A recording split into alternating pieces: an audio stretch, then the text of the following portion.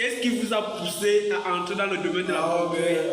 Voilà, c'est parce que moi j'aime ça, parce que mon père qui m'a né, c'est un plombier.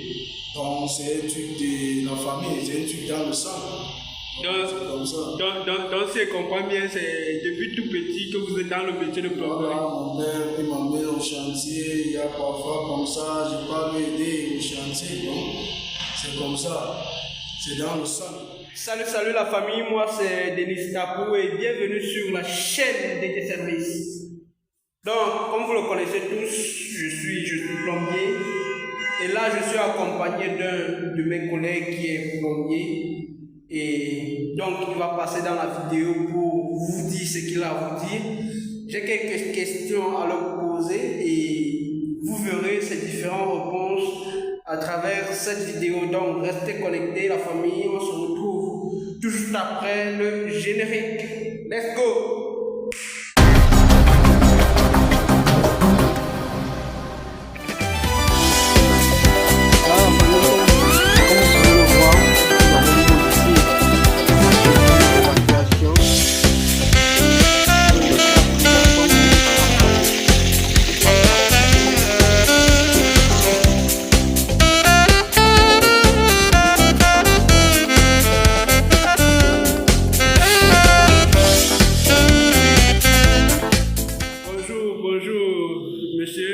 Présentez-vous. Bonjour la famille, moi je suis CAS Service, je suis aussi un plombier. Voilà, je suis à DK Service. Donc, je suis là. Pour une autre question. Votre nom s'il vous plaît? Mon nom c'est Akokenet, mon vrai nom, mais ma part de société c'est CAS Service. CAS Service. Et donc, j'ai cru entendre que vous faites la plomberie. Et ça fait depuis combien d'années maintenant que vous le faites? Ça fait 15 ans maintenant que moi je suis dans la plomberie. J'ai commencé comme tout le monde. 15 ans que vous êtes dans la plomberie? Je suis 15 ans dans la plomberie. Et vous êtes heureux de faire ce métier? Ce métier vous procure de la joie? Qu'est-ce qui vous est amené dans le métier de plomberie? Qu'est-ce qui vous a poussé à entrer dans le métier, dans le domaine de la plomberie? Pardon. Qu'est-ce qui vous a poussé à entrer dans le domaine de la plomberie? C'est parce que moi j'aime ça, parce que mon père qui m'a né, c'est un plombier. Donc c'est un truc de la famille, c'est un truc dans le sang. Donc si je comprends bien, c'est depuis tout petit que vous êtes dans le métier de plomberie. Voilà, mon père qui m'a mis au chantier, il y a parfois comme ça, je peux m'aider au chantier. Donc c'est comme ça, c'est dans le sang. Ok, c'est important. Donc, et en fait, je vois, lorsque vous parlez, on sent la joie, donc vous êtes fier d'être, on dirait que vous êtes fier d'être dans ce métier. Et est-ce que vous pouvez proposer à quelqu'un d'exercer ce métier? Est-ce que vous pouvez proposer à une personne d'exercer ce métier de plomberie? Voilà, d'abord, c'est un truc ce n'est pas un truc qu'on doit te forcer pour entrer dedans. C'est le choix. Tu dois choisir ça. Tu dois aimer ce que tu dois faire, tu veux faire. Donc c'est comme ça. Donc si tu veux devenir un plombier, il faut nous contacter par le numéro sur l'écran. Il faut nous contacter. Voilà. Tu vas voir que non, si tu n'as pas fait le mauvais choix. C'est comme ça. La plomberie, c'est un bon travail.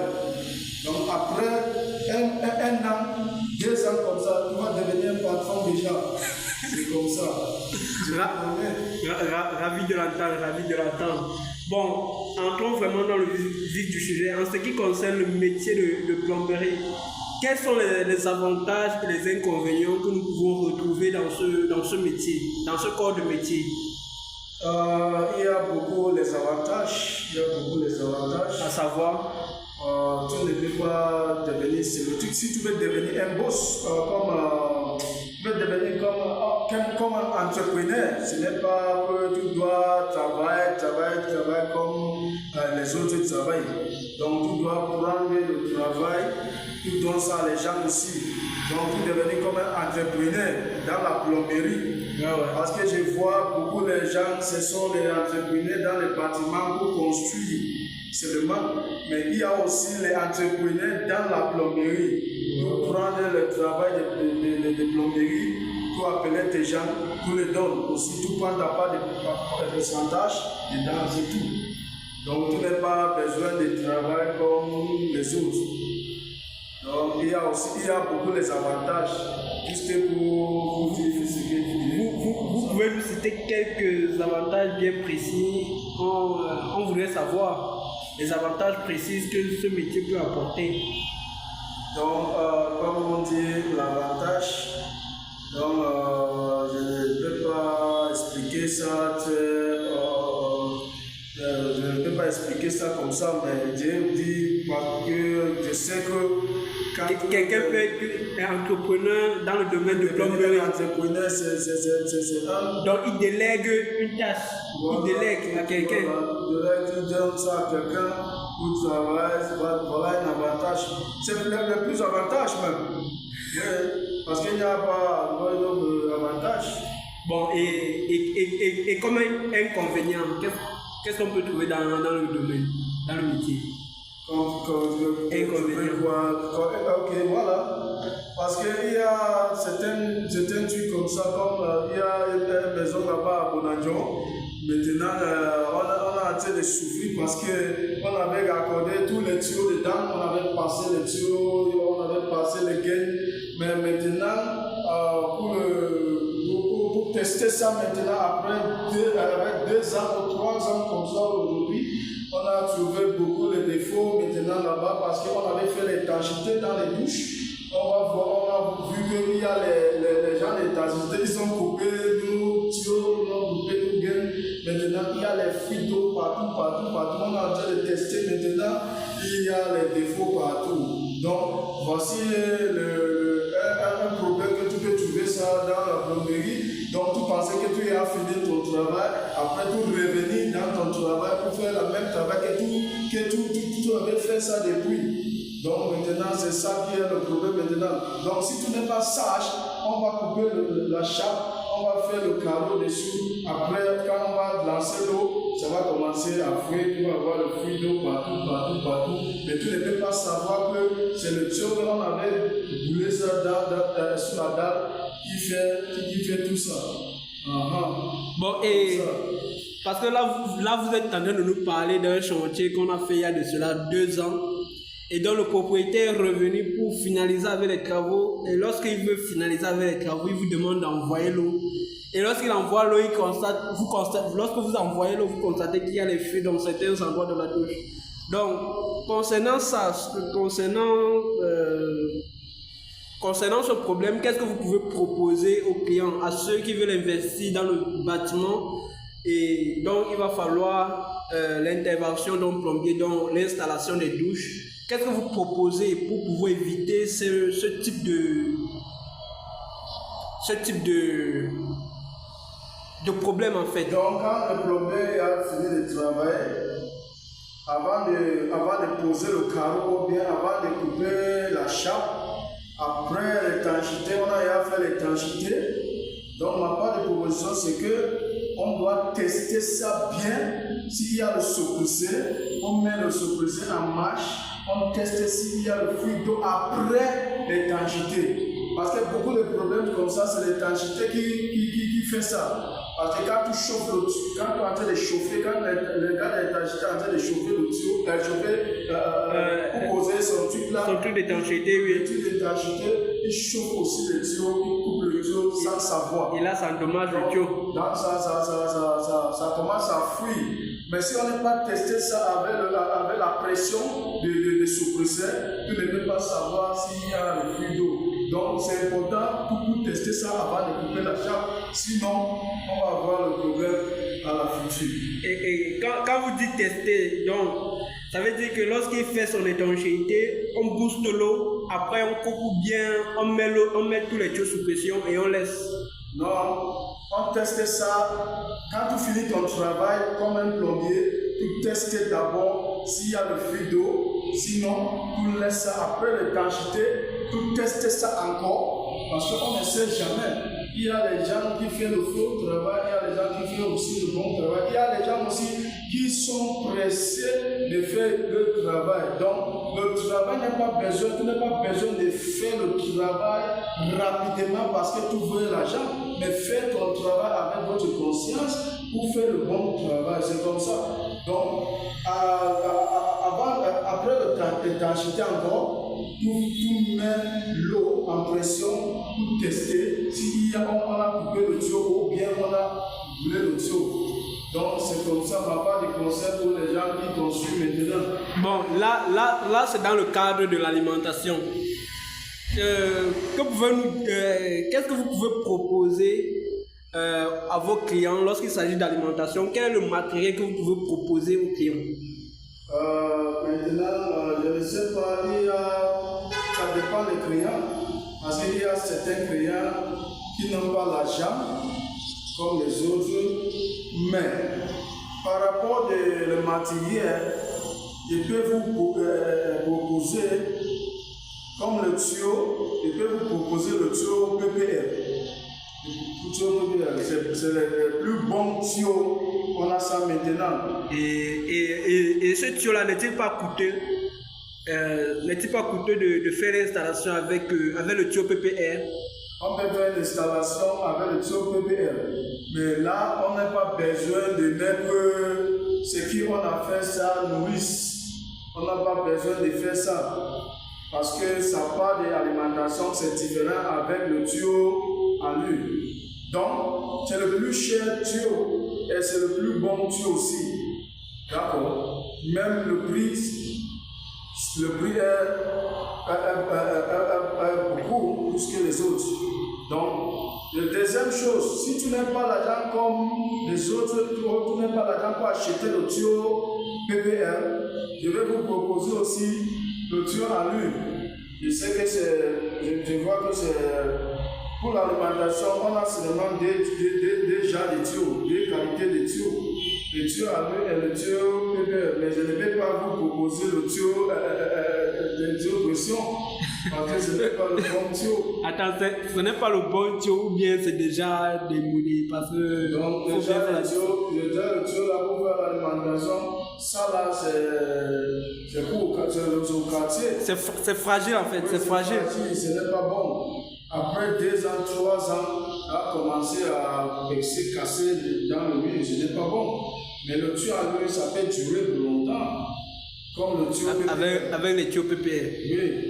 Donc, si je comprends, il y a 3 types de tuyaux pour l'alimentation du bâtiment. Le tuyau PPR, le tuyau à l'huile et le tuyau pression. Oui. Et parmi ces 3 types de tuyaux, vous aurez proposé à vos clients soit le tuyau à l'huile, soit le tuyau PPR. Donc c'est ça. Oui. Ok, là c'était concernant l'évacuation, là c'était concernant l'alimentation. Et là vous parlez des tuyaux, il faut aussi bien comprendre que derrière il y a aussi des différents raccords à positionner. Est-ce que les raccords là sont coûteux ou pas? Quel raccord? Les raccords, que ce soit du côté du tuyau PPR, que ce soit les raccords PPR ou les raccords à l'huile. Donc les raccords PPR est différent du raccord à tuyau à l'huile. Donc on a plusieurs raccords de tuyaux à l'huile. Quand tu veux utiliser le tuyau à l'huile, il y a aussi le nom de son matériel. Donc je ne sais pas, il y a les ampoules, il y a les machons, il y a aussi les coudes. Voilà, il y a les coudes femelles, il y a les coudes mâles, il y a aussi les ampoules. Les thés. Il y a les thés aussi. Ok. D'accord, il y a les thés, il y a